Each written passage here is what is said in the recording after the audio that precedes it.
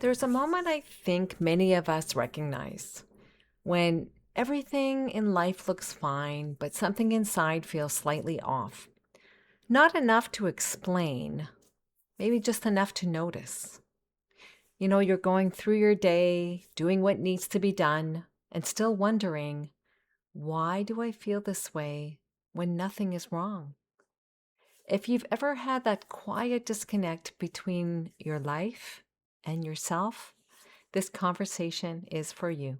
Come on in. It's time to choose happy. Wherever you are, whatever kind of day you're having, this is your reminder. You have a choice. If you're ready to break free from self-doubt and negative thinking, you're in the right place. Hi, I'm Marie, and this is the Choose Happy with Marie podcast. Welcome. Hello, and welcome back to the Choose Happy with Marie podcast. I am so glad you're here. I hope you're doing well.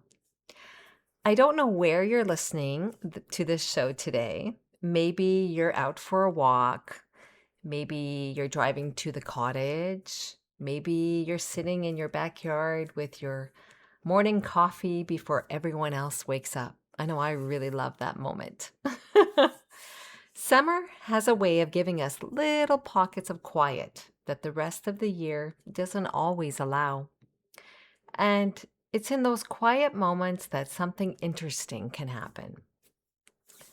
You finally hear yourself, or maybe you notice that you can't. I was thinking about this the other day. It was one of those beautiful summer evenings, the kind where the air is warm, the garden has been watered, and everything on my to-do list was done for the day. Oh, that's a great feeling. And I finally sat down with a cup of tea. Nothing was wrong. Actually, if I'm being honest, a lot of things were right. The people I love were doing well. My work was moving along. The sun was shining. It was one of those moments where I looked around and thought, this is a good life. And yet, there was this quiet feeling inside me that I couldn't quite explain. It wasn't sadness. It wasn't necessarily burnout, although there's a little bit of that. Not even unhappiness, but just this subtle feeling that somewhere along the way, I drifted away from myself. And I wonder if you've ever had a moment like that. Maybe you look around at your life and you think, I should feel happier than I do. Or maybe it's, why do I feel so restless when everything's actually okay? It can be such a confusing feeling because there's nothing obvious that we can point to. Not necessarily there's something falling apart. Maybe there's no crisis per se. And we know we have so much to be grateful for. And sometimes it's actually because of that we start feeling guilty for feeling the way that we do. We may think, what's wrong with me? Why can't I just enjoy my life? Over the years, I've had so many women say some version of those exact words to me. They would say things like, Marie, my life is good, my family's good, my job is fine. I should be happy. So why do I feel like something is missing? I don't think they're really asking what's wrong with their lives. I think they're asking something much deeper. Why do I feel disconnected from myself even when nothing is obviously wrong? And I want you to know something before we go any further. If you've ever felt that way, I want you to know you're not alone. Because what I've come to understand is that sometimes the reason we don't feel like ourselves isn't because we've built the wrong life. It's because we have slowly lost connection with ourselves inside the life that we've built. And that's what I want to talk about today. When I think about the women I've coached over the years, and honestly, the woman that I've been myself at different seasons of my life, I've noticed something. Very few of us walk around saying, I feel disconnected from myself. Maybe you have. Those aren't usually the words we use. Instead, we'll say things like, I don't know what's wrong with me today. I've lost my motivation. I just feel off. I'm in such a funk. I don't even know what I want anymore. Or maybe the one that I hear most often is, I should be happy. That little word should carries so much weight, doesn't it? Because somewhere along the way, many of us learned that if our life looks good on the outside, we should automatically feel fulfilled on the inside, right? And maybe you've had thoughts like these. I know I have. Thoughts like, I have so much to be grateful for. Nothing is really wrong. I shouldn't be feeling this way. And before long, we stop listening to what we're actually feeling because we're busy convincing others that we shouldn't be feeling it. But here's what I've come to understand: gratitude and disconnection can exist at the same time. We can deeply love our families and still feel like we've lost ourselves. We can be thankful for our careers and still wonder when we stopped feeling excited about our own lives. We can appreciate everything that we've built and quietly miss the woman we used to be. Those things aren't opposites. They can both be true. I think that's one of the biggest misunderstandings we have about emotional well-being. We think if nothing is wrong, then everything must be right. But there's a whole space in between, a space where life is good, and yet something inside us is asking for our attention. Not because our lives need to be torn apart, not because we need to reinvent ourselves, simply because a part of us has been waiting patiently for us to notice her again. I don't believe that voice shows up to criticize us. I think it shows up because it loves us. It's the quiet part of ourselves that whispers, I miss us. And when I think about it that way, it changes everything. Instead of asking, what's wrong with me? We can ask a much gentler question. What part of me have I stopped listening to? That question feels very different because we're not looking for a problem to solve. We're beginning a conversation with ourselves. And I think that's where healing often begins. And the interesting thing is, I don't think we wake up one morning disconnected from ourselves. I don't remember there being a single day when I thought, today I'm going to stop listening to myself. It doesn't happen that way. It happens almost invisibly. Life asks a little more of us. Our careers become more demanding. Our children need us. Our parents begin to need us. Someone will get sick. Someone will need our support. And then we become the dependable one, the capable one, the one that everyone can count on. And those are beautiful qualities. There's nothing wrong with us being caring or responsible. The problem isn't that we love the people in our lives. The problem is that somewhere along the way, We stopped including ourselves in the conversation. Maybe you've had moments where someone asks you, "What do you want?" And you honestly don't know. Not because you don't have dreams, not because you don't have opinions, but because you've become so practiced at noticing what everyone else needs that you've stopped asking yourself the same question. Sound familiar? It reminds me of walking through a garden, in the middle of summer.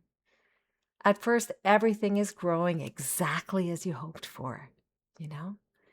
And then life gets busy. You still water the flowers. You pull a few weeds when you have the time. I know I need to do that. But you're moving quickly. You're checking things off your list. You're making sure everything looks okay. Then one day, you slow down enough to really look.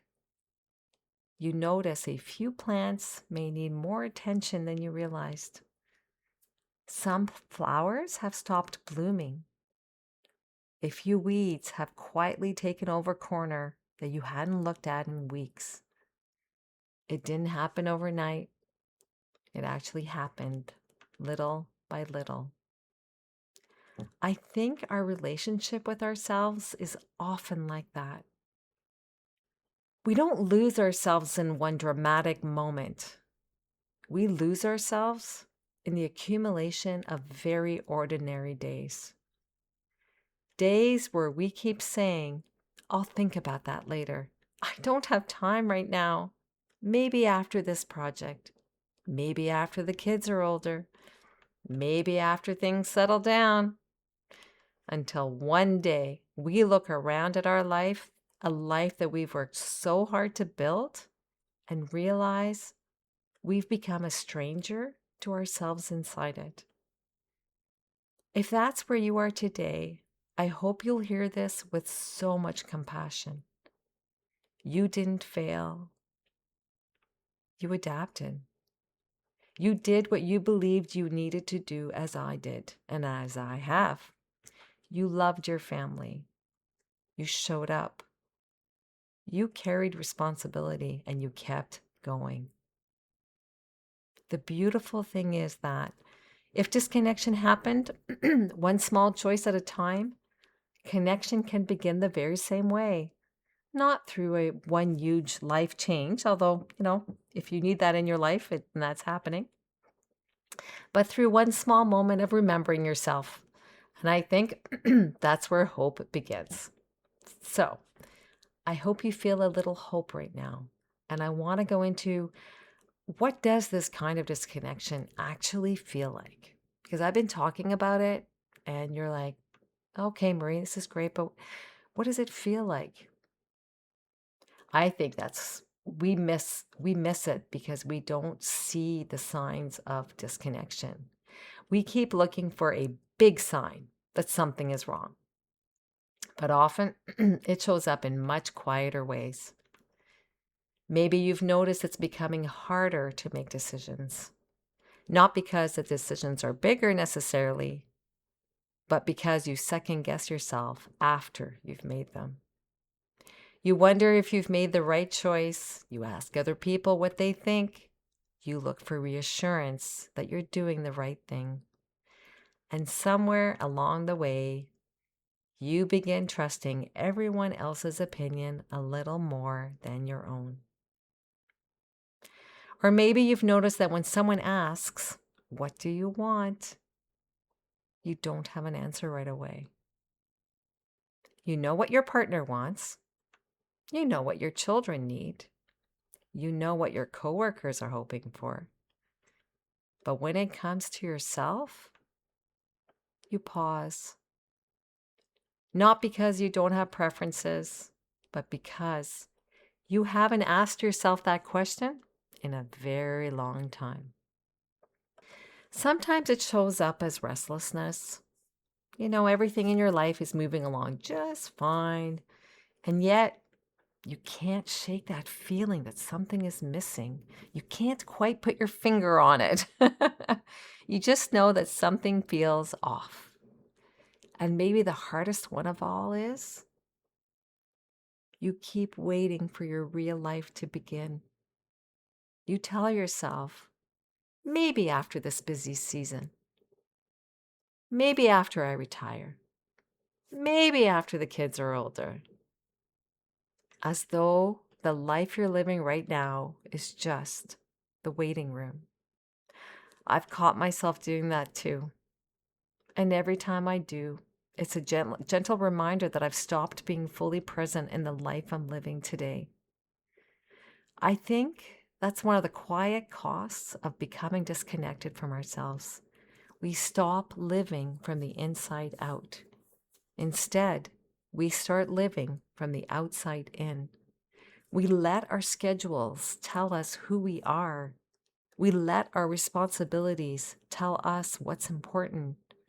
We let other people's expectations become louder than our own inner voice. And it's so gradual that we hardly notice it's happening until one day we find ourselves asking, when did I stop feeling like me? If any of this sounds familiar, I don't want you to hear it as a diagnosis. That's not what I'm here for. I'm here to help you see it as an invitation to become curious. Because awareness is not something to fear, it's actually something to celebrate. The moment that we notice that we've drifted away from ourselves is also the moment we can begin finding our way back. So if we've slowly lost connection with ourselves over time, how do we begin to find our way back? I think this is where so many personal development messages unintentionally actually make things harder. We're told to reinvent ourselves, set bigger goals, make those vision boards. Although I do believe in vision boards, and that's part of Choose It Happy. They tell us to change our mindset, fix what's broken. But what if you actually don't need to become someone new? What if you simply need to reconnect with the woman that you've always been? That's the question I've been sitting with for a long time. And it's become the foundation of everything I teach, because I don't believe our first step is to trust ourselves. I actually think our first step is even gentler than that. It is learning to hear ourselves again. Think about the people in your life that you trust the most. Why do you trust them? You trust them because you spent time listening to them. You know their voice. You know their heart. You understand what matters to them. The same is true of your relationship with yourself. It's difficult to trust a voice, right, that you haven't heard in a long time. And maybe that's why so many of us struggle with self-trust. It's not because we're not capable. It's because we've become so accustomed to listening to everyone else's expectations, their opinions, and their needs that we've forgotten what our own voice sounds like. And the beautiful thing is, our inner voice doesn't disappear. It's still there, beneath the mental noise. It's beneath the overthinking, the people-pleasing, and the pressure to be everything for everyone. It's still there, and it's waiting for us to notice.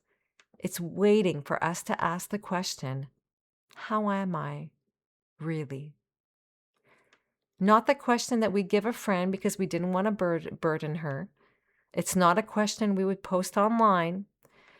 It's not the answer we'd post online. And it's not the answer we'd give if someone asked how work was going. The real answer.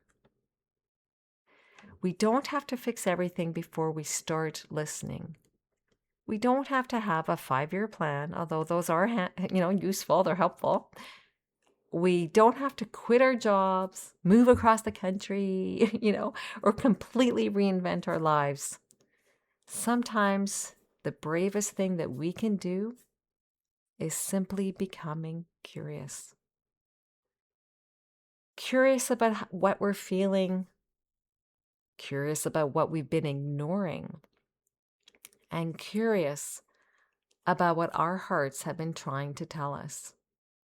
Because every time we pause long enough to hear ourselves, we're taking one small step back toward ourselves. And that's where you'll find self-trust.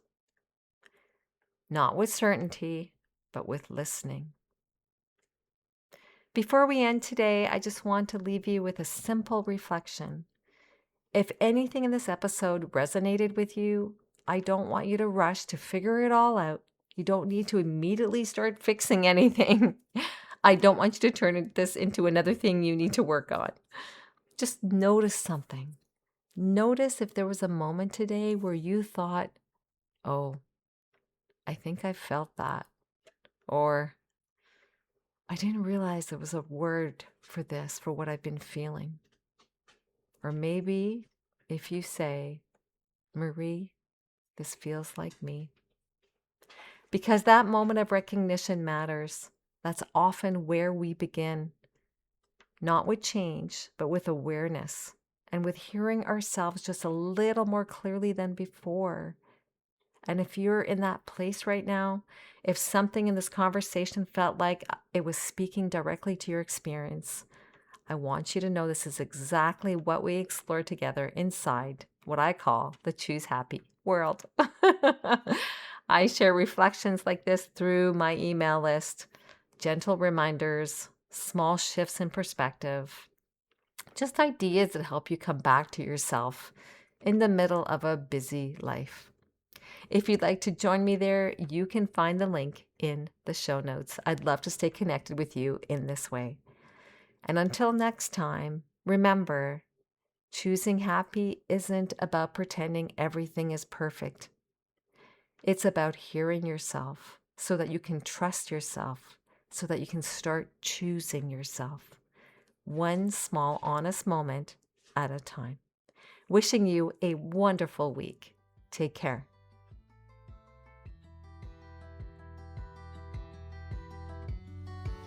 Thanks for listening to Choose Happy with Marie. If today's episode spoke to you, I would love it if you could share it with a friend or leave a quick review for the show. It helps more women find this kind of support.